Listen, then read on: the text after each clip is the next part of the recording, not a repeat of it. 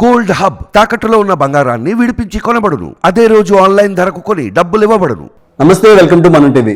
ప్రస్తుతం ఏపీ రాజకీయాల గురించి మనతో మాట్లాడడానికి చలసాని శ్రీనివాస్ గారు మనతో ఉన్నారు. నమస్కారం సార్. నమస్కారం సార్, నిన్న వచ్చిన 2 నేషనల్ మీడియా సర్వేల్లో టీడీపీకి అధికంగా గెలిచే అవకాశం ఉంది. 120 నుంచి 130 స్థానాలు టీడీపీ కూటమికి, వైసీపీ స్వల్పంగా ఓడిపోద్ది అంటే అసలు మినిమం డిపాజిట్ సీట్లు కూడా వచ్చే అవకాశం లేదు అన్నట్టుగా 2 సర్వేలు ఉంది సార్. ఈ సర్వేలు మనం ఎలా చూసుకోవచ్చు? ఎక్కడ వచ్చిందండి అది?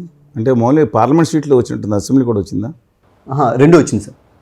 చూడలేదు. 2 సర్వేలు, ఒక సర్వేలో 20 సీట్లు ఇవ్వడం జరిగింది, ఒక సర్వేలో 18 సీట్లు ఇవ్వడం జరిగింది. పార్లమెంట్లో ఒక సర్వేలో 18 సీట్లు అని చెప్పారు, ఒక దాంట్లో 20 అని చెప్పారు. 2 సర్వేలు వచ్చినాయి.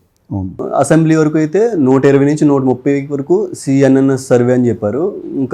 ఇంకో సర్వేలో 130 వరకు వచ్చే అవకాశం ఉందని చెప్పారు. మేబీ నేను పార్లమెంట్ సీట్లో చూశాను. ఇక్కడ మనం దాంట్లోనే గత 6 నెలల సంవత్సరం నుంచి చెప్తున్నాను నేను. ఎలా ఉంది పరిస్థితి అనేది ప్రభుత్వానికి వ్యతిరేకంగా చాలా ఉంది. కానీ గత 2-3 నెలల నుంచి 120 స్థానాలు, 115, 120 స్థానాలు అబోవ్ రావచ్చు అని మనం చెప్పిన తర్వాత జగన్మోహన్ రెడ్డి గారి గ్రాఫ్ కొంచెం పెరుగుతూ వస్తుంది. I don't know the reasons behind that. The specialist has to evaluate in depth.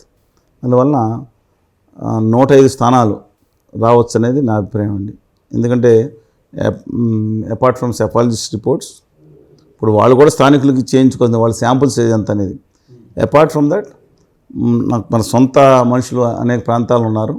వాళ్ళది మూడోది వివిధ రకాల అక్కడ ఉన్న గ్రూప్స్ సమాచారం అన్నీ మన పరిగణలో తీసుకుంటే 105 స్థానాలు తక్కువ కాకుండా వచ్చే అవకాశం ఉందని నా అభిప్రాయం. సార్, మీ సర్వేకి వాళ్ళ సర్వేకి డిఫరెన్స్ ఏంటి సార్? అసలు వాళ్ళు శాంపుల్ సైజ్ తెలియదు. ఇప్పుడు నేను మాట్లాడిన సెఫాలజిస్టులకు శాంపుల్ సైజు కానీ, వాళ్ళు సెఫాలజీస్తో ఎలాంటి కండిషన్స్ పెట్టి సర్వే చేస్తున్నారనేది కొంత అవగాహన ఉంటుంది నాకు. అలాగే ఒక సర్వే కూడా తీసుకోను. మూర్తి గారు ఉన్నారు, లేకపోతే మిగతా మిత్రులు ఉన్నారు, ఫ్యాషన్ అనేక మంది ఉన్నారు. అందరి అభిప్రాయాలు స్వీకరిస్తాను. ఇన్డెప్త్ అంటే ప్రతి కాన్స్టిట్యున్సీ కూడా ఇన్డెప్త్ వెళ్ళాల్సినది అవసరం లేదండి. వాళ్ళకి ఎవరి గురించి చేసి పెడతారు, అవుట్లైన్స్ తీసుకోండి. కొన్నిసార్లు మాత్రం ఇన్డెప్త్ తీసుకుంటాం. తర్వాత దాదాపు 200 ప్రాంతాల్లో ఉన్న మిత్రులు కానీ, ప్రొఫెసర్స్, స్టూడెంట్స్, యూనివర్సిటీ స్టూడెంట్స్, వీళ్ళు బాగా వీళ్ళని మిగతా వాళ్ళు హైర్ చేసుకుంటారు కొంతమందిని. అందువల్ల వాళ్ళ దగ్గర నుంచి గ్రౌండ్ రియాలిటీ సమాచారం. నేను కూడా రాష్ట్రం అంతా దాదాపు సంవత్సరంలో 1,00,000 కిలోమీటర్లు తిరుగుతూ ఉంటాను. అపార్ట్ ఫ్రమ్ దట్ ఇతర సోర్సెస్ ఉన్నాయి మీకు అందరిలో. వీళ్ళన్నింటినీ పరిగణలో తీసుకుని నా అభిప్రాయం చెప్తాను. ఇంతకుముందు 141 స్థానాల పైన వైకాపా నెగ్గుతుందని చెప్పి నేను టీవీలో కూడా చెప్పిన తర్వాత, యూట్యూబ్ ఛానల్స్లో చెప్పిన తర్వాత తెలిసి ఏం జరిగిందో. అలాగే గవర్నర్ శ్రీ జగడపాటి రాజగోపాల్ గారిని ఒక ఆయన ఉండేవారు, ఆంధ్ర ఆక్టోపస్ పాల్. ఆయన మొన్న నమ్మొద్దా 2 సర్వేలు అని చెప్పి స్పష్టంగా చెప్పారు. జగన్మోహన్ రెడ్డి గారు అక్కడ చంద్రబాబు నాయుడు కదని పందాలు వేయొద్దా, అసలు నమ్మొద్దు, పందాలు వేయడం తప్పని కూడా చెప్పాను నేను. అందువల్ల నెంబర్ ఆఫ్ రీజన్స్, దురదృష్టవశాత్తు ఓడిపోయిన నేను చెప్పినన్ని 15 సంవత్సరాల నుంచి కరెక్ట్ అవుతూ వస్తుంది. అది నాదేమీ లేదండి, మిగతా అందరినీ కూలంకషంగా తీసుకుని చెప్తున్నా కాబట్టి. అందువలన ఉన్నట్టుండి వెళ్ళిపోవటం, ఉన్నట్టుండి స్టడన్ గ్రాఫ్ అనేది ఒక భయంకరమైన చర్య తప్పితే ధామని పడిపోవటం, పెరిగిపోవటం ఉండదండి. కానీ పీడిఎఫ్ నుంచి 120 స్థానాలు రావాల్సిన తెలుగుదేశం పార్టీ కొంచెం ఉత్తర భారతీయ జనతా పార్టీతో కలవటం వల్ల 105 స్థానాలకు పరిమితమయ్యే అవకాశం కనపడుతుంది. అదే తెలుగుదేశం, జనసేన, వామపక్షాలు అయితే 120 స్థానాల పైన వచ్చేది అంచనా. ఇప్పుడు అది 105కి కన్ఫైన్ అయ్యే అవకాశం కనపడుతుందని మా యొక్క అంచనా అండి. ఓకే. ఇంకోటి సార్, అంటే ఓటింగ్ అనేది అన్నీ ఒకలా ఉండదు. అంటే పెద్దవాళ్ళు, అంటే 90s, 70s, 60s వాళ్ళది సపరేట్ ఓట్ బ్యాంక్, వాళ్ళది స్టూడెంట్స్ సపరేట్గా ఒక ఓట్ బ్యాంక్. స్టూడెంట్స్ది కూడా మీరు క్యాలిక్యులేట్ చేశారు ఇందులో? సెఫాలజీలో నేను సెఫాలజిస్ట్ని కాదు, ఐ విల్ టేక్ ఇన్పుట్స్. వాళ్ళు ఇచ్చిన ఫైనల్ అవుట్కమ్ నుంచి నేను ఇన్పుట్గా తీసుకుంటాను. సెఫాలజిస్ట్ ఏం చేస్తారంటే, కరెక్ట్ సెఫాలజిస్టు సమాజంలో ఏ వర్గాలు ఎంత ఉన్నాయో, ఒక మైనారిటీస్ ఉన్నారనుకోండి, 100 శాంపుల్స్లో కనీసం ముస్లిం మైనారిటీస్ 7 నుంచి 8 మంది ఉండేట్టు తీసుకుంటారు. ఎస్సీస్ 18% ఉంటారు. 18% ఎగ్జాంపుల్గా 2-3 అన్ని చోట్ల ఉండాలనేది కదా. ఒక comprehensive service, flash survey, phone survey, ఇట్లాంటివి కరెక్ట్ ఎగ్జాక్ట్ రిజల్ట్స్ అండి. అలాగే మనం వెళ్ళగానే వాళ్ళు చెప్పరండి. ఎక్కువ మంది ఎన్యూమరేటర్స్కి, హైలీ పెయిడ్ ఎన్యూమరేటర్స్ స్పెషల్ స్కిల్స్ని కలిగి ఉంటారు. వాళ్ళ అవతల మొదలు నువ్వేం చేస్తున్నావు, మంచినీళ్ళు తాగావా, లేకపోతే టీ తాగావా, ఇంట్లో ఏం చేస్తున్నావు, ఏం చదువుతున్నావు, లేకపోతే ఎలా ఉన్నావు అని అంతా ఓపెన్ అయిన తర్వాత కానీ వాళ్ళు బాగా తెలివి మీరిపోయారు ఓటర్స్ కూడా. ఇప్పుడు ఎవరు పడితే ఇవన్నీ. అందుకని ఎన్యూమినేటర్స్ కొంతమంది 50,000 రూపాయలు కూడా పే చేస్తున్నారు per month. హైలీ పే కొంతమంది మిగతా వాళ్ళు అంటలేదండి. నిజమా సార్ ఇది? ఎస్, హైలీ వాళ్ళకి అంటే ఎన్యూమినేటర్ చీఫ్కి మిగతా వాళ్ళు 30,000. వాళ్ళందరికీ సంగ్రహించి ఒక ప్రాంతంలో కోఆర్డినేట్ చేసే వ్యక్తికి జిల్లా వాళ్ళకి ఇంకా ఎక్కువ ఉంటుంది. Okay okay. ఈ ఈ ఈ మొత్తాన్ని కూడా వాళ్ళు అండర్లో చేసుకుంటున్నారు మొత్తం. ఇది ఒక సంస్థ, వేరే సంస్థ కూడా డిపెండ్స్ అపాన్ ఇంకో సంస్థ వాళ్ళ టెక్నాలజీ వాళ్ళకు ఉంటుంది. Okay okay. అందువల్ల వాళ్ళకి 5-6 రకాలైన క్వశ్చన్స్తో పాటు వాళ్ళ మైండ్ని డైవర్ట్ చేసే అంశాలతో పాటు ప్రయోగించి వాళ్ళు తెచ్చుకోవాల్సింది. చాలా కష్టమైపోయింది. తెలంగాణలో సర్వే చేయడం కొంత ఈజీ అవుతుంది, ఏపీలో సర్వే చేయడానికి చాలా తెలుగు వాళ్ళు కావాల్సిన అవసరం ఉంది. రోజు రోజుకి మారిపోతుంది సార్ సర్వే రిపోర్ట్ కూడా. వెంటనే మారదండి, కొంత షాక్. నేను మారినని మీరు దీంట్లో వేయొచ్చు, యూట్యూబ్లో వేయొచ్చు. కానీ మీరే అన్నారు ఒకసారి 120 సీట్ల వరకు వచ్చే అవకాశం ఉంది టీడీపీ. 120 సీట్లు వచ్చే అవకాశం ఉంది. 5 నెలల క్రితం, గత 2-3 నెలల నుంచి కొంత మారి వాళ్ళు 105 స్థానాలకు వచ్చింది, 20 స్థానాలు తగ్గింది. దానికి మేజర్ కారణం ఉత్తర భారతీయ జనతా పార్టీ రావడం. ఓకే. అది అప్పుడు లేదు కదండి, వామపక్షాలు వాళ్ళు జనసేన అనుకున్నారు. ఇప్పుడు ఉత్తర భారతీయ జనతా పార్టీ వచ్చినప్పుడు మేజర్ ఇన్సిడెంట్ కదా అది. ఒక కొత్త పక్షం అది ఆంధ్రప్రదేశ్కి నమ్మక ద్రోహం నయమించిన దుర్మార్గం చేసింది పార్టీ, ప్రత్యేక హోదా విభజన హామీ లేకుండా ఉన్న పార్టీ, పైకి వీళ్ళు తిట్టిన పార్టీ. గౌరవ్ చంద్రబాబు నాయుడు గారు ఆ రోజు ఏం తిట్టారు? మోడీ ఒక ఉగ్రవాది అన్నారు. తీవ్రవాది కూడా కాదు, ఉగ్రవాది, టెర్రరిస్ట్, చాలా స్పష్టంగా చెప్పారు. వాళ్ళ భార్య గారి గురించి కూడా మాట్లాడారు. అసలు ఇలాంటి పార్టీలో నేను చెప్పాలంటే 190 ఉన్నాయి. శాసనసభలో తీర్మానం కూడా చేశారు, వాళ్ళు చేసింది కరెక్ట్ కాదని. అన్నీ చేసిన తర్వాత మళ్ళీ ఏమొచ్చినాయి వెనక్కి వచ్చారో తెలియదు. అందువల్ల ఇవన్నీ పరిగణలో మనం తీసుకోవాల్సి ఉంది. 1+1 కెనాట్ బి 2 అని ఆల్వేస్ అండి. అది ఒకసారి 1 అవుతుంది, ఒకసారి 3 అవుతుంది. మోడీ ప్రస్తావన తీసుకొచ్చారు కాబట్టి మళ్ళీ ఒకసారి అడుగుతాం వేరే క్వశ్చన్. ఇదేంటంటే చిలకలూరుపేటలో ఈ మంత్ 27న బహిరంగ సభ పెట్టారు. బీజేపీ కూటమి మొత్తం, టీడీపీ, జనసేన, బీజేపీ కూటమి. అంటే ఇంకా ఈ కూటమి వల్ల ఇంకా ఓట్ బ్యాంక్ పెరిగే అవకాశం ఉంది కదా, ఓటింగ్ పర్సెంట్ పెరిగే అవకాశం ఉంది కదా సార్. మీరు తగ్గిపోద్ది అంటున్నారు. నేను డెఫినెట్గా మోడీ గారు వచ్చిన తర్వాత ఈ పార్టీలకు నష్టం. 0.84 ఉంది. తర్వాత సర్వే చేస్తే ఆత్మసాక్షి గ్రూప్ 0.5 వచ్చింది. 0.5 ఉన్న వాళ్ళతో 46% వచ్చిన వాళ్ళు వెనకమాల పెట్టి కాళ్ళు పట్టుకుని 10 నిమిషాలు 20 నిమిషాలు మోకరిల్లి కాళ్ళు పట్టుకుని వదలకుండా చీవాట్లు తిని క్షమాపణలు చెప్పి బతిమాలి పొత్తు పెట్టించారంటే ఎవరు సార్ అది? ఎవరు చేశారు? వీడియో వేయండి.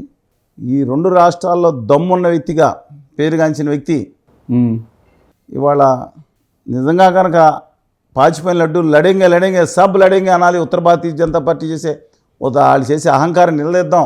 ప్రత్యేక హోదా రావాలి, విభజన హామీలు రాకపోతే నష్టమైపోతే రాష్ట్రం అంతా అని మాట్లాడిన కళ్యాణ్ బాబు గారు వెళ్ళి మాట, నేను వాళ్ళ కాళ్ళు పట్టుకున్న 10 నిమిషాలు క్షమాపణలు చెప్పాను, వదలలేదు, 10 నిమిషాలు పట్టుకుని చేతులు పట్టుకున్నాను, ఇలా పట్టుకుని ఇలా ఉండిపోయాను అని చెప్పి మాట్లాడిన మాట ఆయన చింతనంగా కాదు, తెలుగు బిడ్డలకు మా అందరికీ చింతనం.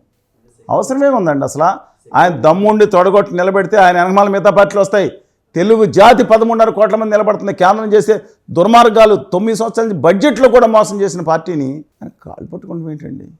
ఎవరు కూడా ఇంతకుముందు చెప్పలేదు. బండి సంజయ్ గారు చెప్పులు పట్టుకున్నారంటే ఎవరిని ఇచ్చారు? తండ్రి అంటాడు ఏదో పొరపాటు ఏదో అని ఆయన ఎవరు కూడా కాళ్ళు పట్టుకుని నేను వదలలేదు ఆ గుజరాతీ పాలకుల్ని అని చెప్పి ఎవరు అనలేదండి. చాలా బాధగా ఉంది. I'm having lot of respects towards him. ఆయన ఒక ప్రజలకు మంచి చేయాలని తపనున్న వ్యక్తి. ఎవరు దిక్కుమాలిన సలహాలు ఇస్తున్నారు ఇలా జరుగుతుంది, కానీ ఇలా జరిగింది సరే, అది ఆల్రెడీ జరిగింది. నా ఉద్దేశం ప్రకారం మాత్రం ఆంధ్రప్రదేశ్కి మోసం చేసిన ఉత్తర భారతీయ జనతా పార్టీతో ఏ పార్టీ ఉన్నా ఇంతకుముందు స్పష్టంగా చెప్పాం, వాళ్ళు ఓడిపోవాలనుకున్నాం. కానీ వాళ్ళ ఒకటి ఏదైతే ప్రణాళిక ఉందో ప్రకటించబోతున్నాం తొందరలో.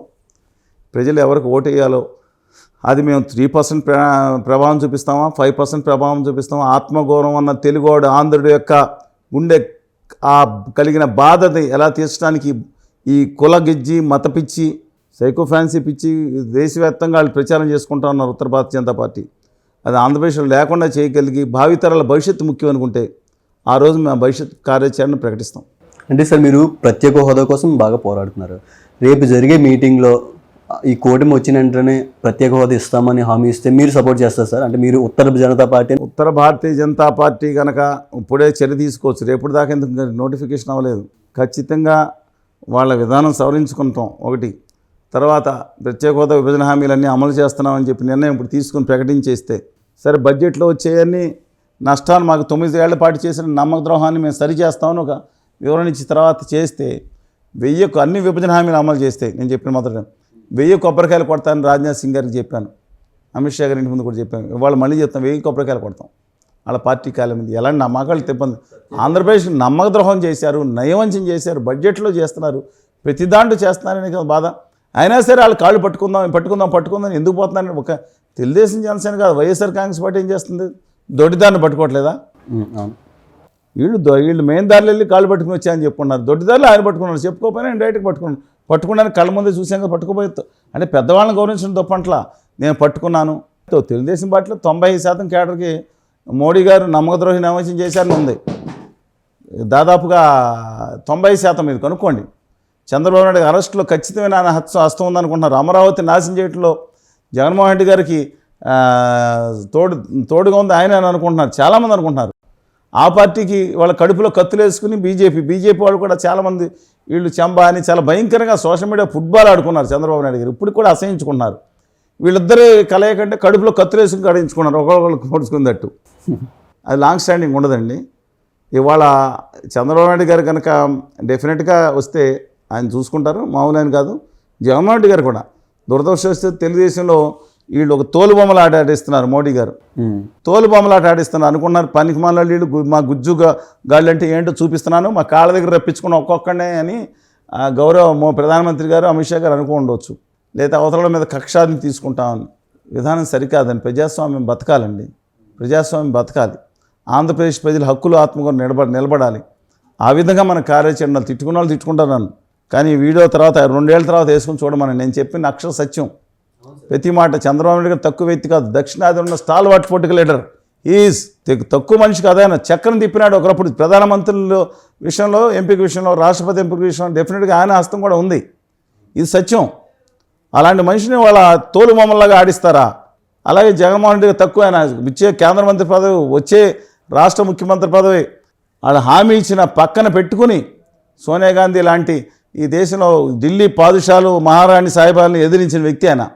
వీళ్ళ ముగ్గురిని కళ్యాణ్ బాబు గారు కావాలంటే మంచి స్ఫూర్తి ఉన్న వ్యక్తి. వీళ్ళ ముగ్గురిని తోలు బొమ్మలుగా చేసి ఆడిస్తున్నారు చూసారా? ఇది ఆంధ్రప్రదేశ్ తెలుగు జాతి ప్రజలకు అవమానంగా భావిస్తారు. Let us wait and see. నేను చెప్పింది డెఫినెట్గా చరిత్రలో నేను అడిగిన మాటలు నిలబడి ఉంటాయి. ఇవాళ కాకపోయినా రేపైనా నా తెలుగు జాతి బిడ్డలందరూ తప్పు తెలుసుకోవాలని కోరుకుంటున్నాను.